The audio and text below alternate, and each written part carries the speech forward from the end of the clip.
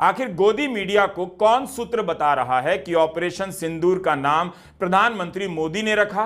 क्या सूत्रों की अलग से कोई प्रेस कॉन्फ्रेंस चल रही है? क्या सूत्रों की अलग से कोई प्रेस कॉन्फ्रेंस चल रही है? ये जो ऑपरेशन सिंदूर है, ये नाम प्रधानमंत्री नरेंद्र मोदी ने दिया था।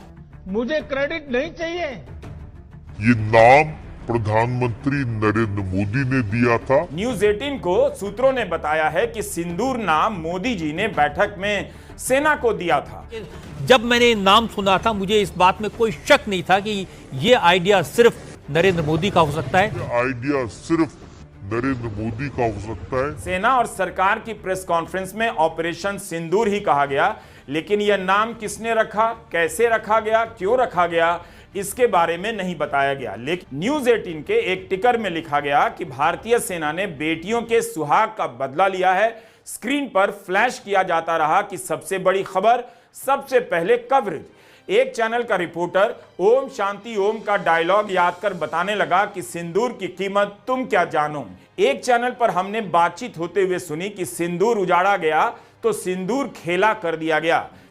अपनी रिपोर्टिंग में उतार चढ़ाव के साथ भावावेश पैदा करने की कोशिश की जा रही है। तथ्यों की गलती से लेकर वर्तनी की गलती भी मिल जाती है।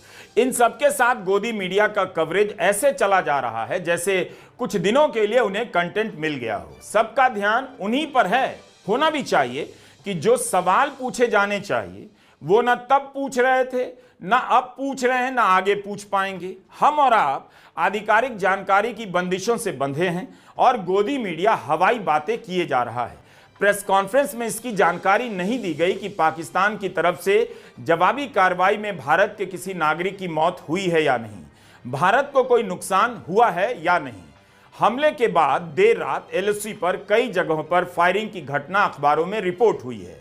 टाइम्स ऑफ इंडिया ने पीटीआई के हवाले से रिपोर्ट किया है। जम्मू कश्मीर प्रशासन के अधिकारियों से बातचीत के आधार पर जानकारी दी गई है कि नियंत्रण रेखा के पास के गांव में पाकिस्तान की तरफ से हुई गोलीबारी में 7 लोगों की मौत हुई और इनमें 38 लोगों के घायल होने की खबर है।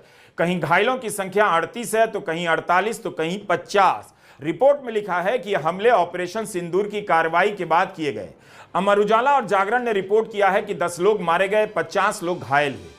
अपुष्ट खबरों से पंजाब और जम्मू कश्मीर के इलाके में भारत के प्लेन क्रैश होने की जानकारी भी दी जा रही है, मगर फिलहाल इसे लेकर स्थिति स्पष्ट नहीं है।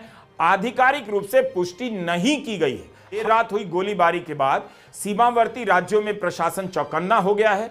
पंजाब में फिरोजपुर, पठानकोट, फजिल्का, अमृतसर, गुरदासपुर में स्कूल बंद किए गए हैं। राजस्थान के सभी सीमावर्ती जिलों में हाई अलर्ट है। बीकानेर और जोधपुर के एयरपोर्ट बंद कर दिए गए हैं। श्रीगंगानगर, बीकानेर, जैसलमेर और बाड़मेर के सभी सरकारी और निजी स्कूल बंद कर दिए गए हैं। पूरे उत्तर प्रदेश में रेड अलर्ट जारी कर दिया गया है। संवेदनशील निर्माणों के आसपास सुरक्षा बढ़ा दी गई है। कई शहरों की विमान सेवाएं रद्द कर दी गई हैं। भारतीय विमान कंपनियों ने कहा है कि जिनके टिकट रद्द होंगे उनका पैसा पूरा वापस किया जाएगा।